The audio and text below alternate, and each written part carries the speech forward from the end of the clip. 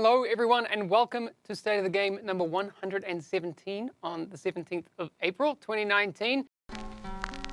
There's been a lot of feedback and a lot of things that we know that players want changes to, and frankly we do too. So with TU3 coming, it's really important to us that we put a lot of testing into that, and that will mean that the raid will be coming next month as well as everything with TU3. We talked last week about how the PTS would be coming this week, and it actually came out this morning. So I think a lot of people would agree that testing a big content update like TU3 is really, really important before we get that out there. We want to fix a lot of the bugs. We want to put in a lot of things that make that experience better for people before we put what I think is quite fair to say the biggest content drop that we've put in a game. This is our first 8-player raid and a bunch of other stuff coming in TU3. So a lot of testing. The PTS is live now.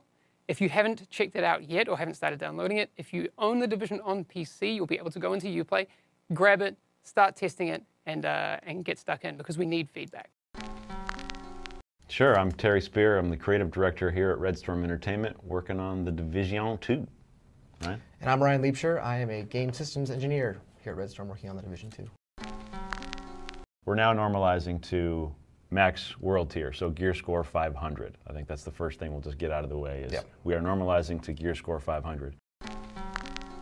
We have the PvP damage modifier, which I think currently is 70%, and we're going to be tuning that down to 40%. We're making fights last a little bit longer, so you have a little more time to react in PvP combat. Skills, while we're staying away from skills that one-shot players, skills will now be effective and will definitely swing the tide of PvP combat. We are tuning PvP separately, right? Weapon damage overrides, skill damage overrides, and even potentially skill behavior overrides to make sure that PvE can live and be happy, and then PvP can live and be happy. We're removing crit from hipfire, so if you enjoy running right up on a person and just unloading your LMG from the hip, that's fine. You're still going to do damage, but you're just not going to crit. We're retuning the loot ratios in the Dark Zone. So this is the Dark Zone and the Occupied Dark Zone. So there's going to be a lot less non-contaminated loot that drops. There's going to be a lot more contaminated loot that drops. We're getting rid of the rogue cooldown. So for those of you not familiar, if you were going rogue, if you were rogue and you died, then we put a little timer on there that said you can't do bad things again, you bad person. And so we're taking that away. There's still a toggle cooldown. Right, so you can't just be a little jerk and fake toggle. But if you are, if you're running with a group and you die and you run back, you're going to sync up automatically. There's no rogue cooldown anymore, so that's gone. We're increasing the contaminated bag size also, so it will default to 6. And then we've made some perk changes. So the tier 1 perk increases the bag size to 8.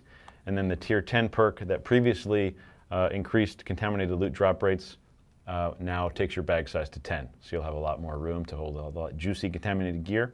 Nice.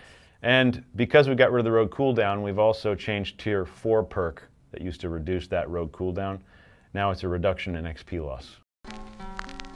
No, a player count increase is not on the table. Yes, we absolutely hear you, and we absolutely experience what the community is experiencing, that Dark Zones are empty, because in fact they are. So we're taking steps to remedy that. We're cutting down the XP loss in the ODZ. It was a little too severe before, so now you're going to lose a little bit less when you die in the ODZ. We're going to add Manhunt and Rogue back to the Occupied Dark Zone, not in this update, but it's planned for sure, and I want everyone to know that we read you loud and clear, we understand your feelings, and agree with your expression. And so really, we're going to keep most of the rest of the Occupied Dark Zone the same, but we're going to add Rogue and Manhunt back. There won't be any gray Rogue in there, so it's just going to be about red Rogue and Manhunt, and just get that, almost like you said, that really old vanilla feel from the original game. Get that into the Occupied Dark Zone. We're also cutting down the number of AI patrols by an undetermined amount at this point, but we understand that those patrols can be brutal, and it can really interfere with some of that crazy PvP that players want to engage in, so we're going to trim those back as well and make sure that the PvE encounters are at the landmarks as much as possible, and that the PvP can happen where it's safe to PvP. So a lot of things coming in another update. We're tuning the AI damage and the armor for the end game DZs. High level, what we're saying is they're going to be less lethal. The AI is going to be less lethal, but they're going to have a little more survivability, right? So it should be in line with other challenging content that players face in the game. The Thieves' Den, we're making a change there.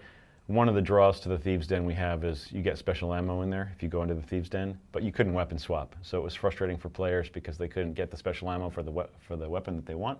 So we're allowing you to weapon swap. We've got a lot more to come for the Thieves' Den, once again, in upcoming updates.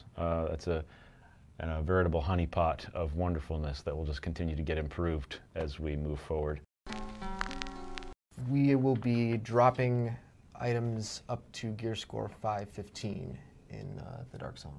No other place in the game that you can get, 515 or anything over 500. So the Dark Zone will be where you go to get that little last ounce of power for other activities. For people that are familiar with Conflict, we have those boosts that appear at different times in the match that can increase your damage or increase your armor.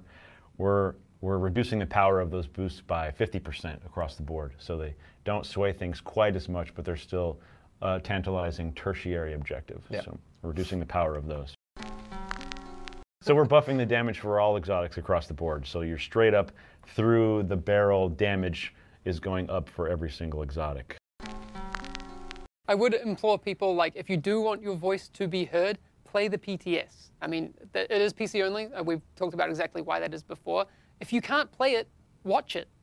You can. People will be streaming it and that sort of thing, and make sure that rather than just talking about it, privately with your friends, let us know on the forums, on Twitter, on anywhere you can reach out to be a part of those conversations within the community, because those are the things that really shape the game going forward.